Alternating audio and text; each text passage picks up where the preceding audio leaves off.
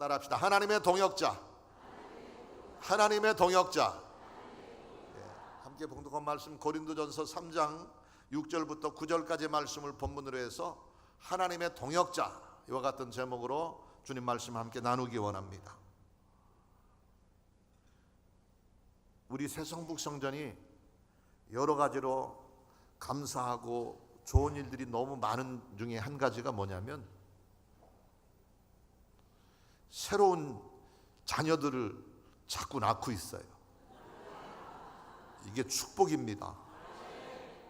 통계에 의하면 우리나라 출산율이 지금 OECD 국가 중에서 최하위 15개, 세계 15개 지도적인 위치에 있는 나라 중에서 제일 꼴찌라고 그래요.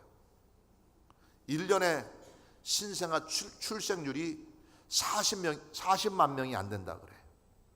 예전에는 너무 많이 나서 문제가 됐어요.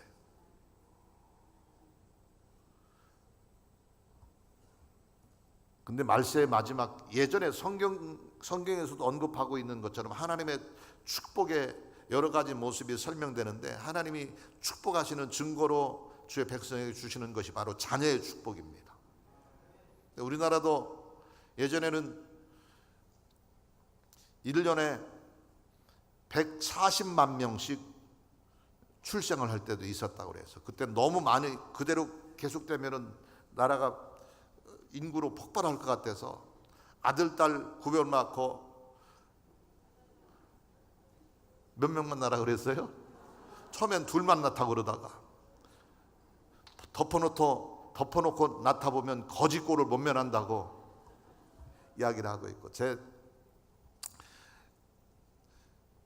초등학교 때 한 5학년 때쯤이었던 것 같은데, 학교에서 선생님이 이 가족 계획을 위한 표를 만들어 오라고 그랬는데, 제 친구 한 명이 아들, 딸 구별 말고 만이나 둘만 기르자 이렇게 해가지고 왔어요.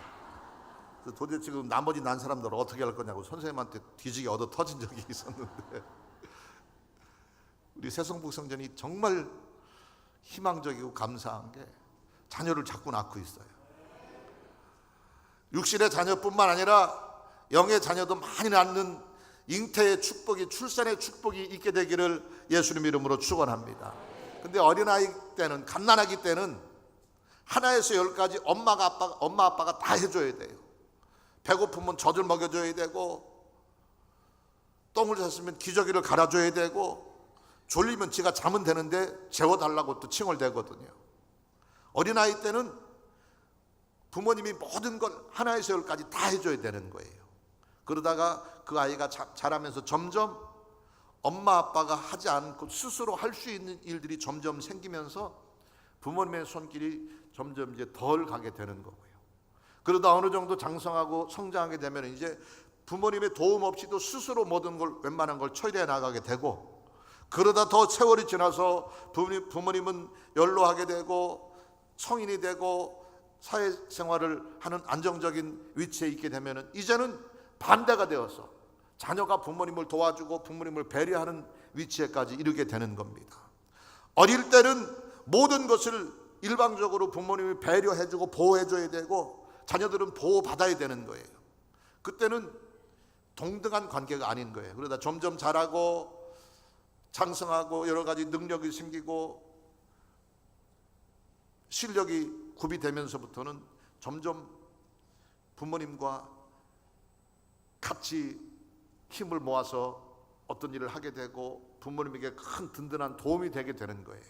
이렇게 어떤 일을 할 때 함께 힘을 모아주고 같이 노력을 해주는 관계를 동역자의 관계, 동업자의 관계, 이렇게 이야기를 합니다. 세상에서도 사업을 하면서 동업을 하는 일이 종종 있는데, 세상에서의 동업은 쉽게 동업이 파괴되는 경우가 있어요. 서로 다른 생각을 가지고 서로 다른 목표를 가지고 서로 자기 이익만을 추구하다 보면은 동업이 깨지고 오히려 더 좋은 관계가 더 불편해지는 경우도 종종 있게 되는 것입니다. 동업자, 동역자라고 하는 것은 함께 하는 자입니다. 같이 하는 자입니다. 같은 일을 하고 같은 꿈 가지고 같은 목표를 가지고 같이 일하는 자를 동업자, 동역자 이렇게 이야기하는 거예요. 신앙 안에서도 마찬가지입니다. 우리가 예수님을 믿은 지 얼마 안 됐을 때는 모든 걸 다 주님께로부터 받아야 되고, 또 교회 주변 사람들이 도움을 받아야 되고, 일일이 하나에서 열까지 보살핌을 받고 안내를 받아야 되는 거예요. 그러다가 시간이 지나고 믿음의 연조가 점점 좋아지면서부터는 이제는 웬만한 건 스스로 할 수 있게 되고, 하나님을 처음에는 하나님께로부터 모든 걸 다 받아야 되고 하나님의 도우심의 손길을 의지하다가 이제는 신앙이 자라게 되면 내가 하나님을 위해서 뭔가를 할 일을 찾게 되고 주님을 위해서 우리가 수고하고 헌신하며 주의 일에 동참하게 되는 거예요. 이게 바로 신앙 안에서 하나님의 동역자가 되는 모습인 것입니다. 말씀드렸죠. 동역자는 함께하는 자입니다. 동역자는 같은 일을 하는 자입니다. 그렇기 때문에 하나님의 동역자가 되기 위해서는 하나님과 같은 생각을 해야 되고, 하나님과 같은 마음을 가져야 되고, 하나님과 같은 생각과 같은 꿈과 비전을 가져야 되는 거예요. 이렇게 하나님과 함께 일하는 자를 하나님의 동역자라고 이야기하는데, 하나님의 동역자가 되기 위해서는 우리의 신앙이 자라야 되고 우리의 신앙이 성숙해져야 되는 겁니다. 성숙한 신앙인이 되어서 주님과 함께 일하며 주님을 위해 우리가 수고하며 주의 일에 큰 도움이 될 수 있는 믿음 안에서 오늘 성경에서 이야기하고 있는 것처럼 하나님의 동역자가 되는 삶은 구체적으로 어떤 삶이고 어떻게 살아야 될까요? 첫 번째로 따라합시다. 하나님의 동역자가 되려면 성전 안에 있어야 한다. 믿습니까? 동역자는 같이 하는 자라고 그랬고 함께 하는 자라고 그랬어요. 하나님의 동역자가 되려면 하나님과 함께 해야 돼요. 하나님께 함께하는 가장 일반적이고 대표적인 증거가 바로 성전을 떠나지 않는 거예요. 성전을 사모하는 거예요. 그렇다고 해서 출근도 하지 않고 학생이 학교도 가지 않고 성전에서만 죽치고 앉아 있으라는 얘기가 아니라 늘 성전을 사모하고 늘 하나님을 사모하고 늘 주님을 예배하는 일에 힘쓰는 삶을 사는 것이 동역자의 모습, 하나님의 성전에 거하는 자의 모습이라고 하는 것입니다. 하나님과 함께할 때 하나님은 우리를 떠나지 않습니다. 성전에 있는 사람 하나님이 버리지 않습니다. 하나님과 우리의 관계는 딱 하나님과 연결이 되게 되면 어떤 경우에도 하나님은 우리를 떠나지 않고 변치 않습니다. 문제는 우리가 변하고 우리가 딴짓을 하고 우리가 하나님에게서 떨어져 나가려고 하고 멀리 나가려고 하기 때문에 문제가 생기고 고난이 생기고 어려움이 생기는 것이지, 하나님은 어제나 오늘이나 영원토록 동일하신 분인 거예요. 우리와 함께 맺은 사랑의 인연은 끝까지 변치 않고 함께 하시는 분이 우리 하나님인 것입니다. 그 함께 하심의 은혜, 하나님의 동역하심의 은혜를 누리기 원한다고 한다면 성전 안에 거하시기 바랍니다. 성전을 떠나지 않게 되시기 바랍니다. 성전을 가까이 하는 여러분 되시기를 예수님의 이름으로 축원합니다. 이사야 선지자는 성전에서 금식하며 기도하다가 그룹 천사의 임재하심을 경험하게 되었고, 그때 주님께서 그 천사의 입술을 통해 주시는 말씀을 듣게 됩니다. 내가 누구를 보내며 누가 나를 위하여 갈꼬. 그때 이사야 선지자가 고백하기를 주여 내가 여기 있나이다 나를 보내소서 고백하면서 주의 복음을, 주의 말씀을 대언하는 선지자의 사명을 감당함으로 하나님의 동역자가 될 수 있었던 것입니다. 사무엘 선지자가 잘 알고 있는 것처럼 그 어머니의 소원 기도 끝에 하나님께서 선물로 주신 아들이 사무엘이잖아요. 어머니의 소원 기도가 뭐냐면 내 아들을 하나님이 주시면 그 아들을 평생 하나님의 성전에서 주님을 섬기는 나시린으로 주께 드리겠습니다. 소원을 했고 그 소원 끝에 하나님이 응답으로 선물을 주셨어요. 그래서 그 어머니는 하나님께 약속하고 서운한 대로 그 사무엘을 젖된 후에 어린아이 때부터 하나님의 성전에서 제사장을 섬기며 성전에서 주의 제사장을 수종드는 주의 일꾼으로 살게 하셨었어요. 그래서 사무엘은 어릴 때부터 성전에서 제사장을 수종들며 하나님 전에서 떠나지 않고 살다가 어느 날 하나님의 음성을 듣게 됩니다. 사무엘아, 사무엘아. 처음에는 어린 사무엘이 자기 제사장이 부르는 줄 알고 대제사장에 가서 부르셨습니까? 그런데 나는 널 부르지 않았다. 또다시 하나님의 음성을 듣고 그것이 주님의 음성인 것 깨닫고 그 명령에 순종해서 이스라엘의 마지막 사사요, 마지막 선지자요, 이스라엘의 왕정을 시작하는 왕을 세우는 귀한 사명을 감당하게 했던 것입니다. 사가랴 선지자는 성전을 떠나지 않고 성전에서 기도하는 중에 천사를 통해 세례 요한, 침례 요한의 출생의 소식을 듣게 되었고 복음의 예비자로서의 사명을 감당할 수 있었던 것입니다. 이처럼 하나님의 일을 하는 주님의 일꾼은, 하나님의 동역자는 성전을 떠나지 말아야 되는 거예요. 이사야가 그랬던 것처럼, 어린 사무엘이 그랬던 것처럼 이 시대 말세의 마지막 이 시대를 살아가는 저와 여러분이 늘 성전을 사모하며 성전을 가까이 하는 믿음의 사람 되어주시기를 예수님 이름으로 축원합니다. 여호수아 1장 5절에 내 평생에 너를 능히 대적할 자가 없으리니 내가 모세와 함께 있었던 것 같이 너와 함께 있을 것임이라. 내가 너를 떠나지 아니하며 버리지 아니하리니 말하고 있습니다. 동업자는 함께 하는 자라고 그랬잖아요. 하나님과 함께 하시기 바랍니다. 성전에 늘 사모하고 성전을 떠나지 않게 되기를 예수님 이름으로 축원합니다. 마가복음 11장 17절에 내 집은 만민이 기도하는 집이니라 말씀하고 있습니다. 성전 안에 거하는 삶은 바로 기도하는 삶이라고 하는 말씀입니다. 높은 산이 거친 들이 초막이나 궁궐이나 내 주 예수 모신 곳이 그 어디나 천국이니 찬송하고 있는데 주의 백성이 예배하고 기도하는 곳이 바로 성전이고요. 주의 백성이 무릎 꿇는 곳이 하나님의 전이 되는 것입니다. 그러므로 하나님의 성전 안에 거하는 삶은 기도하는 삶인 거예요. 쉬지 않고 기도할 때 주님께서 우리를 떠나지 아니하고 우리를 버리지 아니하고 우리와 함께 하시며 우리를 통해 큰 역사를 이루시는 줄로 믿습니다. 동역자는 함께하는 자이고 하나님의 동역자가 되기 위해서는 기도를 멈추지 않는 기도의 사람 되시기를 예수님 이름으로 축원합니다. 바꿔서 말하면 기도를 멈추는 순간 우리는 성전이 이미 아니라고 하는 거고요.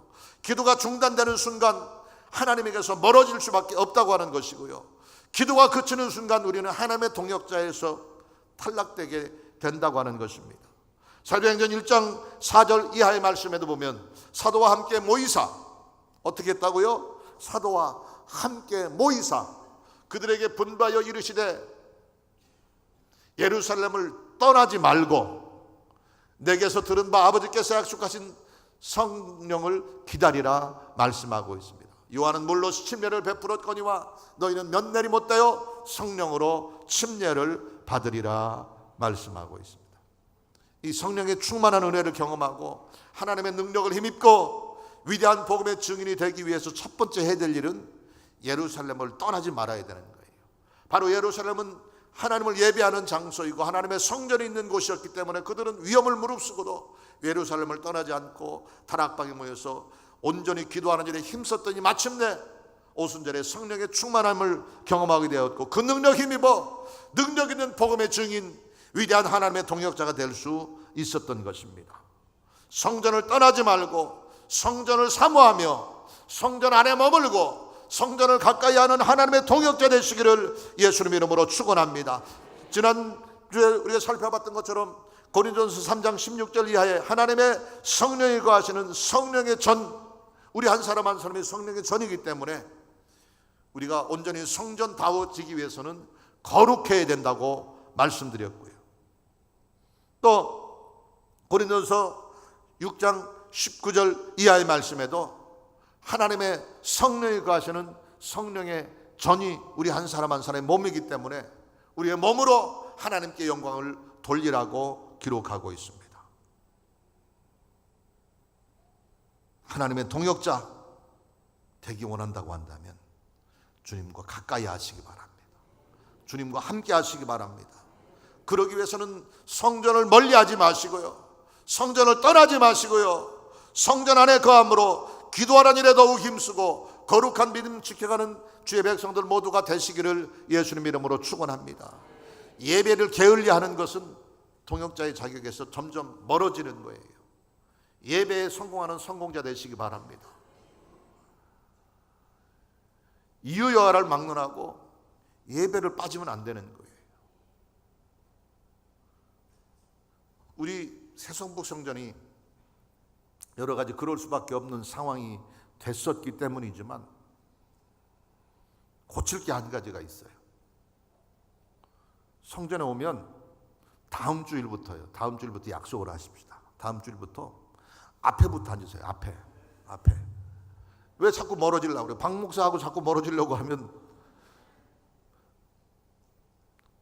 오해가 생기는 거예요.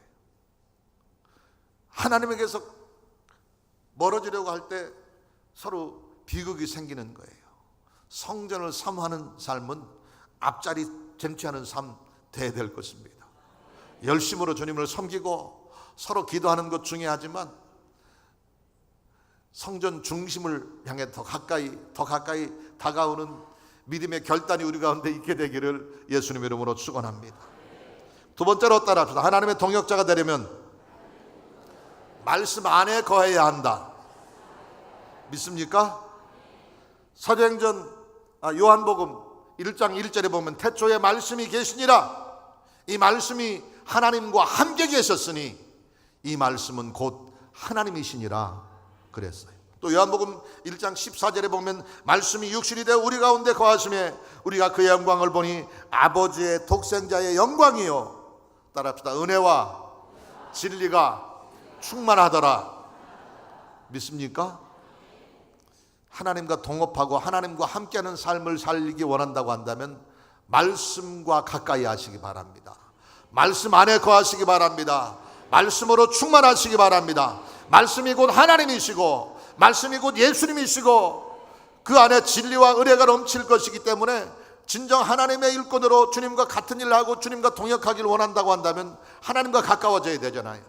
그러기 위해서는 말씀을 가까이 하고 늘 말씀을 주야로 묵상하고 말씀을 가슴에 새기며 말씀으로 충만한 삶을 살아야 되는 것입니다.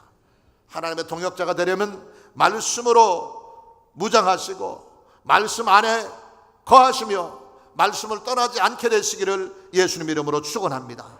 말씀이 곧 하나님이시라고 그랬고요. 말씀이 곧 예수 그리스도라고 말씀하셨고요. 동역자는 함께하는 자이기 때문에 하나님의 동역자는 하나님과 함께해야 되는 것이기 때문에 말씀으로 늘 묵상하고 말씀대로 행하고 말씀 위에 굳게 서고 말씀으로 승리하는 믿음의 용사들 다 되시기를 예수님 이름으로 축원합니다. 사도행전 1장 4절에도 사도와 함께 모이사 그들에게 분부하여 이르시되 예루살렘을 떠나지 말고 어떻게 하라고 그랬다고요? 아버지께서 약속하신 바 말씀을 기다리라 그랬어요. 말씀이 우리를 승리하게 하고 말씀이 우리를 진정 하나님과 하나 되게 하는 능력이 있음을 기억하셔서 말씀을 늘 묵상하고 말씀을 사모하며 말씀을 영혼의 양식 삼아 그 안에서 성령으로 충만하고 기름지고 윤택하고 능력 있는 승리의 믿음 지켜가게 되시기를 예수님의 이름으로 축원합니다. 성령 충만을 주신 이유는 그 능력 힘입어서 주님의 일꾼으로 힘있게 일하게 하시기 위함이었고 그 성령의 능력을 힘입는 비결은 예루살렘을 떠나지 않는 것이었고요. 말씀을 주야로 읽고 묵상하는 것이었고요. 약속의 말씀을 기다리는 것이었고요. 말씀을 순종하는 것이었습니다. 그 말씀의 능력이 날마다 저와 여러분의 생애 속에 넘치게 되시기를 예수님의 이름으로 축원합니다. 그 능력으로 세상을 이기고 사단의 세력을 물리치고 내 안에 죄악된 성품을 끊어버리고 늘 승리하며 함께 하시는 주님 은혜 안에서 위대한 믿음 지켜갈 수 있게 되시기를 예수님의 이름으로 축원합니다.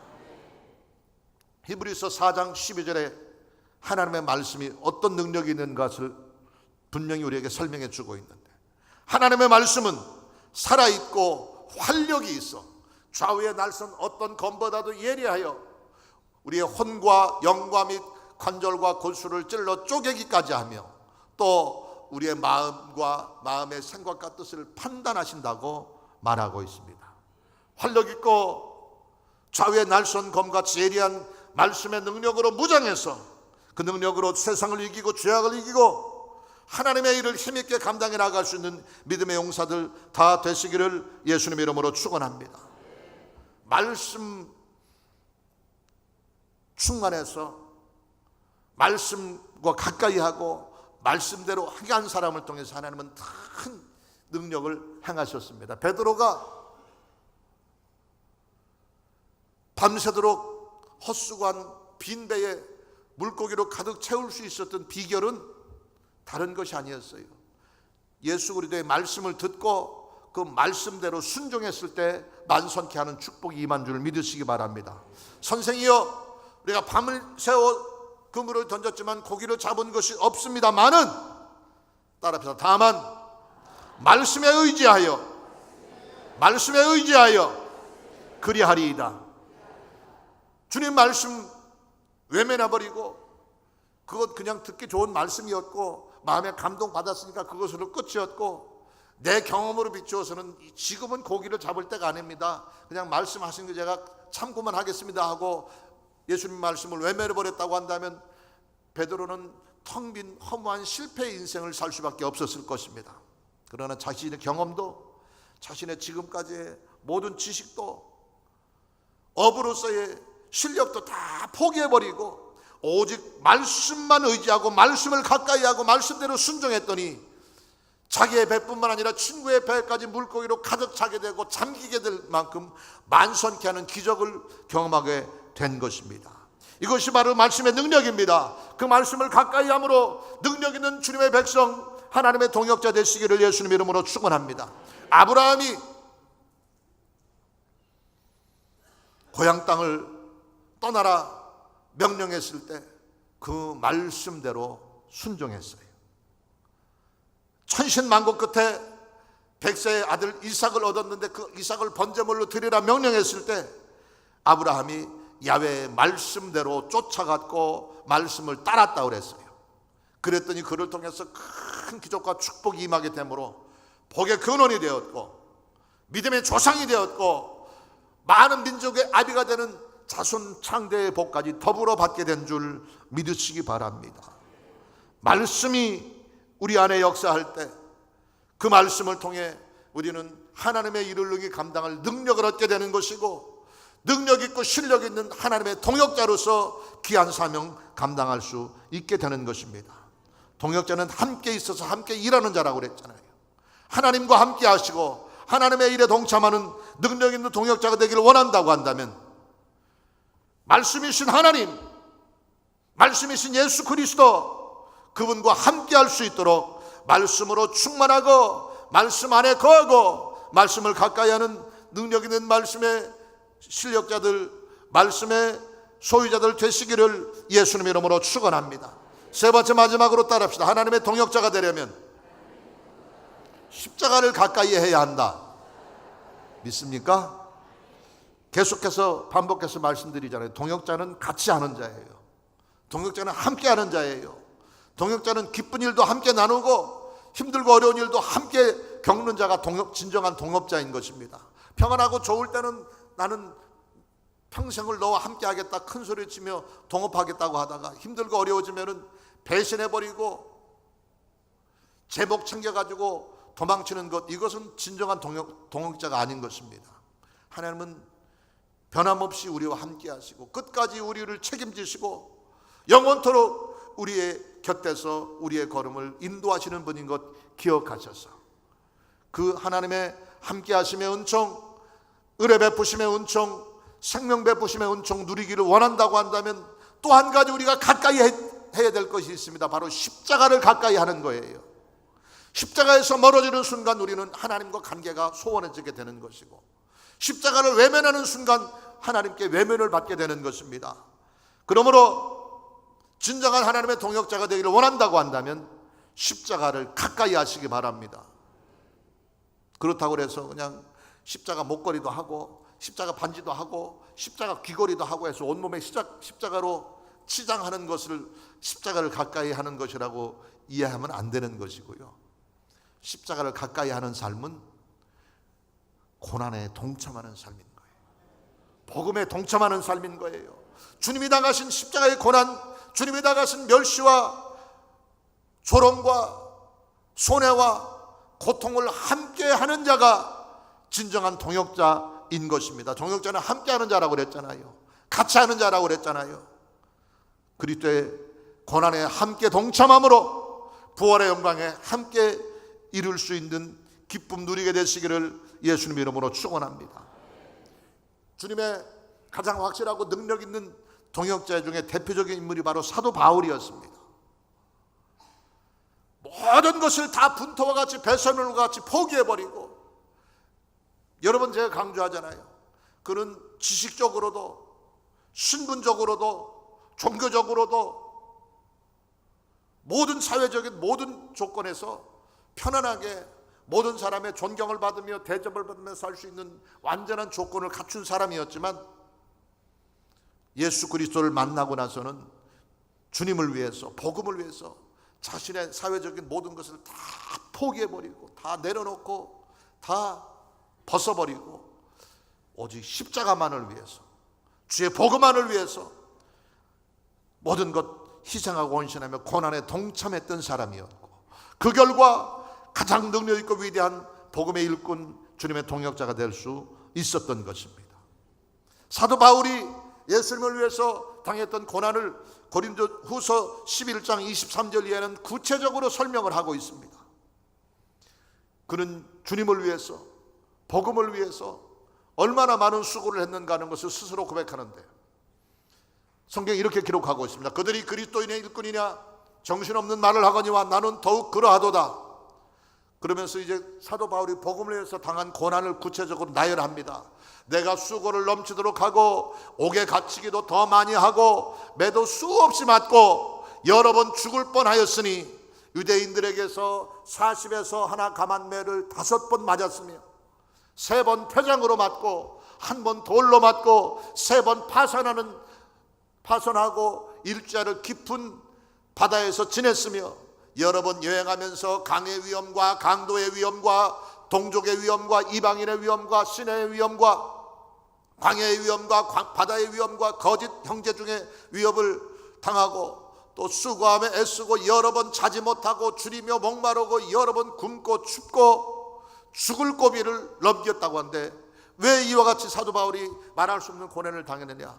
오직 한 가지, 예수님을 위해서, 복음을 위해서 이 고난을 당했을 때에 그 수고, 그 희생 잊고도 남을 만큼 큰 사역의 열매를 주셨고 마침내 영광의 면류관을 차지하는 축복의 자리에 서게 했다고 하는 것입니다. 말할 수 없는 고통을 당했어요. 40에 하나 감한매를 5번 맞았다고 그랬어요. 제가 언젠가 설명드렸잖아요. 아무리 건장하고 힘이 센 사람도 이 가죽 채찍으로 40대를 맞으면 고통을 견디지 못하고 온몸이 갈기갈기 찢겨서 죽게 된다고 그래요.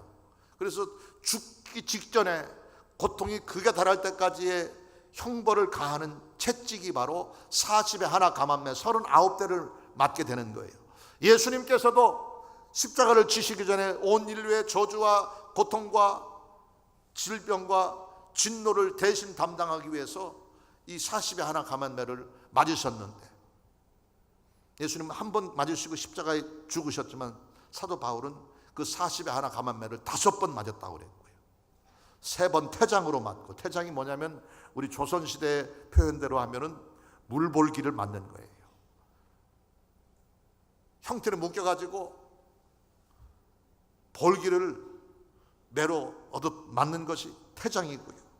굶주림도 당하고 파산하는 것에서 죽음의 위험도 당하고 강도의 위험도 당하고 헐벗고 모욕을 당하고 수도 없이 고통을 당한 이유는 오직 한 가지, 그리스도의 고난에 동참하는 심정으로 그 일에 함께했던 겁니다. 이것이 바로 십자가 지는 삶, 십자가를 가까이 하는 삶, 하나님의 능력 있는 동역자가 되는 삶의 모습인 것입니다.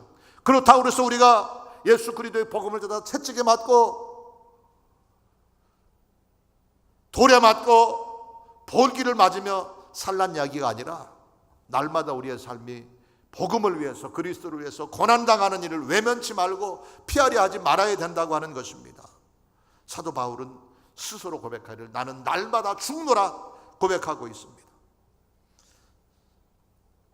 베드로가 예수님을 배반하고 저주하고 부인하면서 모른다고 배반했던 베드로였지만 다시금 주님을 만나고 나서 그리스도의 고난에 동참하기로 작정하고 다시 로마로 가서 주의 복음을 전하다가 병정들에게 잡혀서 순교를 당하는데, 내가 어찌 우리 주님과 똑같은 모습으로 십자가에 매달릴 수 있느냐, 나는 그럴 자격도 없는 사람이라 말하면서 스스로 거꾸로 십자가에 매달려 순교를 당했다고 그랬어요.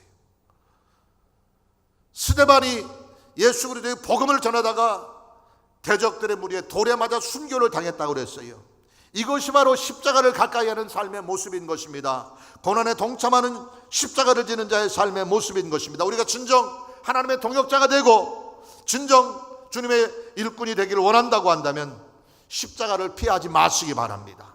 십자가를 가까이 하시기 바랍니다. 내 몫에 십자가 치고 그리스도의 고난에 동참하는 마음으로 주를 위해 모든 것 내려놓으실 때에 주님께서 좋게 비교할 수 없는 영광의 자리에 마침내 우리를 나오게 하실 것입니다. 시편 126편 5절에 이렇게 말씀합니다. 눈물을 흘리며 씨를 뿌리는 나는 기쁨으로 거두리로다. 울며 씨를 뿌리러 나아가는 자는 반드시 기쁨으로 그 곡식단을 가지고 돌아오리라 말씀하고 있습니다. 기쁨의 단 영광과 축복의 생명을 차지하기 위해서는 고난과 눈물 뿌림에 자기 희생이 있어야 된다고 하는 것입니다. 이것이 진정한 그리스도의 동역자의 모습인 것입니다. 하나님을 가까이 하시고 주님과 함께 하시며 주님의 동역자로서의 능력 있는 삶 살기를 원한다고 한다면 십자가를 가까이 하시기 바랍니다. 십자가 안에 거하시고 십자가를 나의 삶의 중심에 모시고 십자가만을 자랑하며 십자가를 위해 살아가는 진실한 고난의 동참자들 되시기를 예수님 이름으로 축원합니다. 동업자는 함께하는 자고 같이 하는 자고 가까이 하는 자라고 그랬어요. 성전을 가까이 하는 능력 있는 믿음의 사람 되시기를 예수님 이름으로 축원합니다.